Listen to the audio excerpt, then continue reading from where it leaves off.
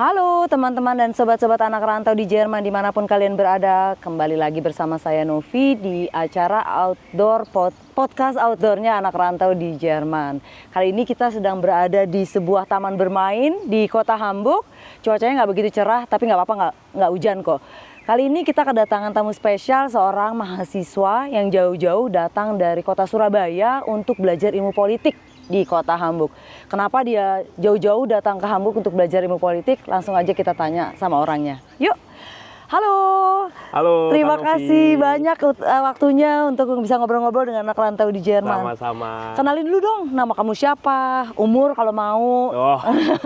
Asal dari mana di Surabaya atau di mananya? Bener nggak aku tadi bilangnya di Surabaya soalnya? Saya aktif di Surabaya, tapi asalnya Sidoarjo saya. Ah, oke.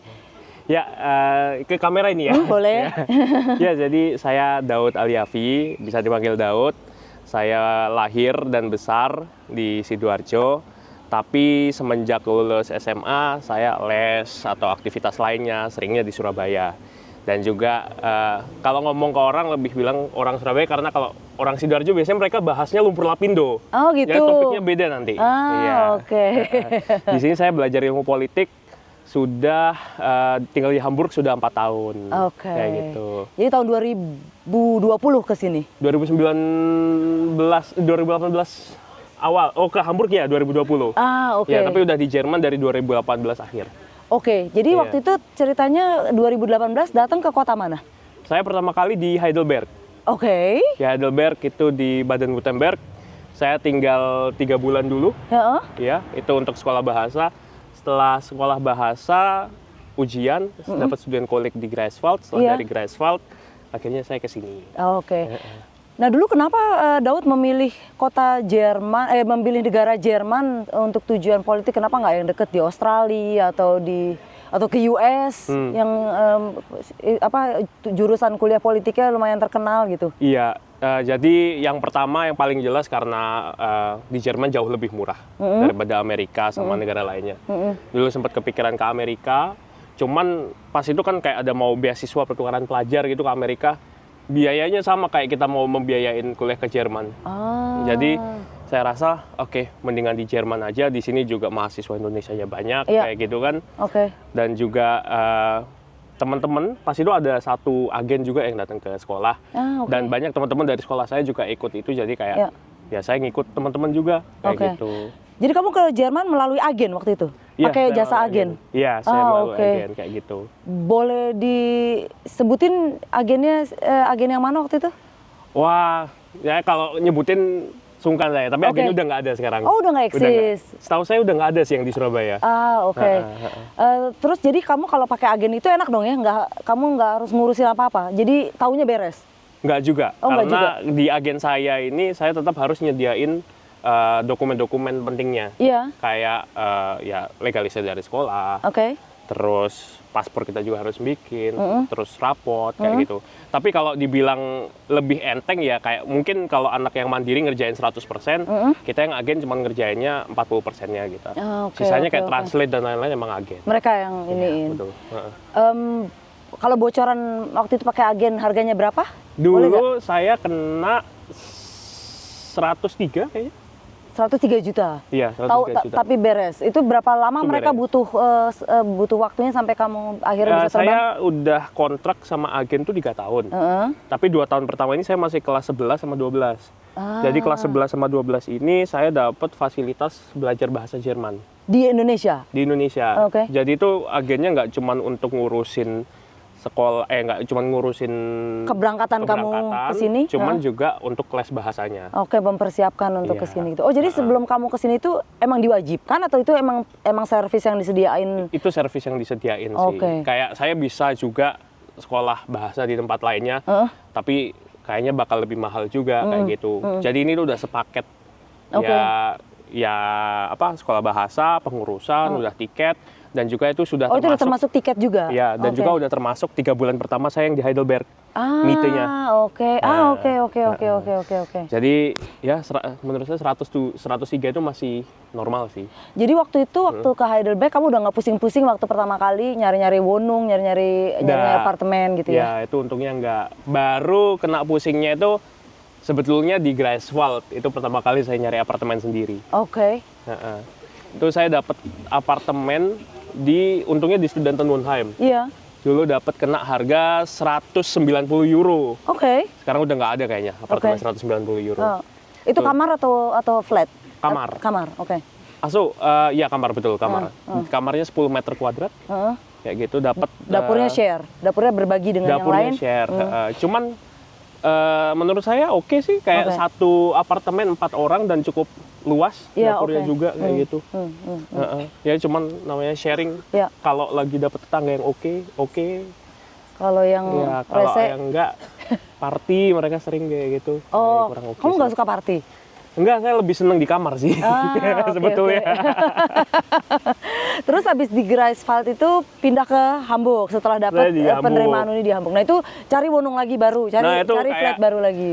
5 level lebih susah nyari wonung di Hamburg. Oke. Itu kayak buat teman-teman yang mau datang ke kota besar itu Harus sih tanda siap sih. tangannya. Ya, harus siap. Saya 1 bulan nggak dapat wonung. Jadi kamu tinggal di mana dong waktu itu? Saya 2 Kolong minggu. jembatan di Hamburg. Wah, Nggak boleh ya, di di sini kapal ilegal. saya. Kan ada danau besar.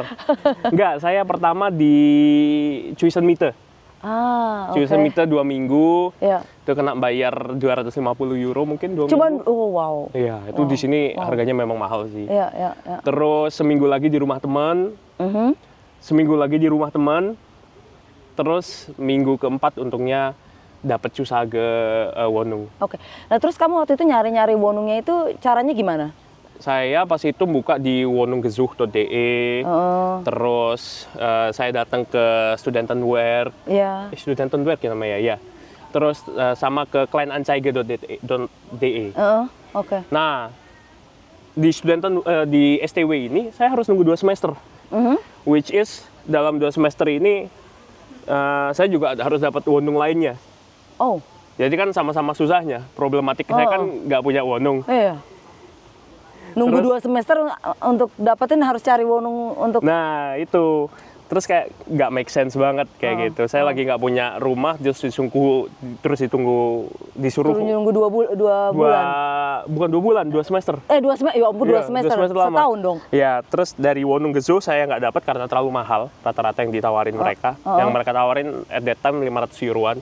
Per apartemen, Iya. yang adalah mungkin besarnya cuman berapa, 30-40 kuadrat meter. Bu, itu besar banget. Enggak, ini 16. Kayak gitu, dan itu juga udah sharing.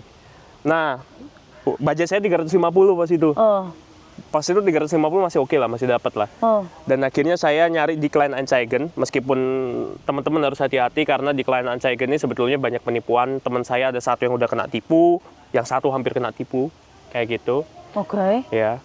Tapi saya ngeberanikan diri karena udah desperate pas itu. Ya, Ya, ya. akhirnya dapat sih, alhamdulillah. Kena dulu 340 euro. Iya. Itu Miete 4 tahun lalu.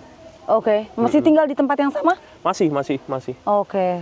Iya, Ya karena syukur ya, kadang-kadang emang kalau cari begitu emang kadang-kadang untung-untungan juga ya. benar-benar Dan kayak harus gitu. modal nekat juga ya, kalau nggak harus berani. Sekarang aja teman saya ada dapat bayar 650, kamarnya setengahnya saya.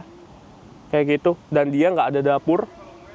Dia tinggal berdua, nggak ada dapur. Ya. Dapurnya di dalam kamarnya. Ya. Kamarnya udah kecil, terus dapur di dalamnya, jadi kayak, dan jendelanya juga nggak seberapa oke gitu. Oh, jadi untuk ngeluarin sirkulasi asap, udara. sirkulasinya kurang oke kayak Oke. gitu. Itu apa sih yang dibutuhkan kalau seorang mahasiswa kalau mau cari apartemen itu, apa yang biasa diminta, dokumen-dokumen apa yang diminta sama si penyewa kamar atau penyewa rumah itu? Iya, itu yang pertama, kalau kita mahasiswa, bukti mahasiswa. Oke. Kalau kita mahasiswa, Immatrikulationsbescheinigung itu perlu. Iya. Terus yang kedua itu izin tinggal kita harus nyertakan Oke. ya bahwa kita ini legal dan kita masih tinggal lama di Jerman. Terus Iya. yang ketiga kita itu butuh bukti keuangan kita. Oke. Itu antara kalau misalnya kita Jadi kerja, bank statement atau? ya bank statement, Oh, oke. atau gajinya kita Oke. kayak gitu. Emang Gitu, kalau gitu. mahasiswa udah ada yang berpenghasilan ya? Ada. Yang kalau yang work student tuh setahu saya bisa 17 euro per jam. Oke. Hah, besar kok Oke. kalau work student. Oke. Heeh. Ya cuman kalau mahasiswa yang baru dari student college mau nyari rumah di sini ya bank statement yang mereka harus kasih. Oke. Heeh, kayak Jadi gitu. harus dari dari modalnya udah harus gede ya kalau kayak gitu ya. Udah bank statement dan juga bayar, bukannya harus bayar kayak kaution gitu. Iya dan sih. itu berapa, tiga uang sewa? Dua kali uang sewa. Iya betul sih, modalnya harus besar. Iya kan? Oke. Ya itu makanya saya sedihnya sekarang Hamburg mahal banget sih. 600. Beda kah? Beda sama 4 tahun yang lalu kamu pas baru pindah gitu? 4 tahun yang lalu itu harga mie 400 euro itu masih bisa. Oke. Tapi kayak sekarang Inflasi saya ya? dengar teman-teman 600 euro, 550. Iya. Itu baru yang pertama, belum kautionnya. Oh ya ampun. Ya susah juga ya. Terus kalau anak-anak yang kesini dengan program beasiswa ya ini juga ya? Nah itu saya kurang tahu karena bisa jadi mereka beasiswa mereka dapat asrama kan. Gitu ya. Kalau orang datang pakai beasiswa mungkin mereka dari satu stiftungnya punya bangunan ya kan. Jadi nyaman kayak gitu. Tapi saya punya teman juga beasiswa, bukan orang Indonesia tapi dia pakai beasiswa tapi dia tetap harus nyari sendiri. Kayak gitu. Terus balik lagi ke jurusan kuliah kamu, kenapa memilih kuliah politik di sini? Dulu di Indonesia saya mau International Relations. Tapi SMA-nya jurusan ini ya? IPS. Tapi setelah datang ke Jerman, ternyata saya nggak bisa ngambil IR karena dari student college-nya dia itu harus dari W-Kurs. Apa itu W-Kurs? Wirtschaftskurs. Ya, karena di modulnya itu dia ada pembelajaran ekonomi. Sedangkan saya di student college itu humaniora, di humaniora nggak ada ekonominya. Oh, student college itu juga udah dijurus-juruskan gitu ya? Betul. Tapi karena saya nggak ada ekonominya, nggak ada basicnya, jadi saya nggak boleh ngambil IR.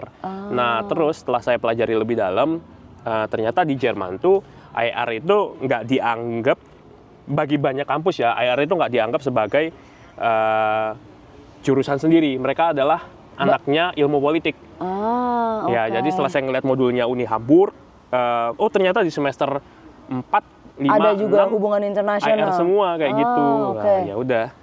Tapi ya gitu, kalau teman-teman yang datang ke sini mau IR yang ada bau-bau ekonominya, ya masuklah ke IR yang benar-benar judulnya IR kayak gitu. Karena saya di Uni Hamburg, dosen-dosennya jarang membahas ekonomi. Kayak gitu.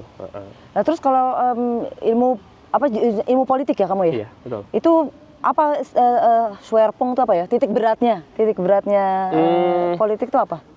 Diskurs sih, kita ngebahas tentang topik-topik yang lagi ngetren di global atau Oke. Di semester 1-2 nggak global banget karena kita ngebahas filosofi Jerman, which is sangat susah. Bahkan teman-teman saya juga yang anak-anak Jerman nggak paham dengan teksnya yang disediakan. Terus masuk ke semester 3-4 itu udah ada tentang topik international relations, kayak gitu. Terus habis itu 5-6 itu udah pendalaman. Kamu ini udah semester berapa ya, Daud? Saya udah mau ke semester 8. Semester 8. Betul. Udah mau selesai berarti atau gimana? Sekarang lagi sudah nulis skripsi. Lagi nunggu acceptance dari dosennya. Gitu. Ntar tinggal mulai nulis kalau udah dibolehin itu. Betul. Iya. Oke deh kalau gitu. Sukses selalu, Daud. Kalau kamu mau ini nggak, mau kasih pesan-pesan nggak buat anak rantau di Jerman yang mau kuliah ke Jerman? Apa ya? Kalau kalian benar-benar mau ke Jerman, pesan saya benar-benar siapin mental aja sih, karena dulu aku datang ke Jerman umur 19 tahun, kayak di Indonesia masih semuanya gampang dicari, terus di Jerman semuanya harus dilakukan sendiri. Itu kalau masih belum siap itu ya pusing banget sih. Tapi cari teman-teman atau cari kayak Mbak Novi untuk ditanya-tanyain pengalamannya kayak gitu. Daud, terima kasih. Networking ya, penting banget ya. Bener banget. Dan jangan malu untuk nanya-nanya. Kalau butuh bantuan tuh nggak usah malu untuk nanya-nanya. Betul banget, gitu ya. Jangan malu. Thank you banget, Daud. Thank you banget untuk waktunya. Deh anak rantau di Jerman, terima kasih banyak ya Mas Daud untuk waktunya. Kita obrolannya menarik sekali, pengalamannya dia dari mulai student college sampai dia sekarang tinggal nungguin skripsi. Yes, kita doain semua ya, semoga lancar dan sukses dan semua mimpi dan cita-citanya dia bisa tercapai. Amin. Sampai ketemu di acara podcast outdoornya anak rantau selanjutnya. Bye-bye. Dadah.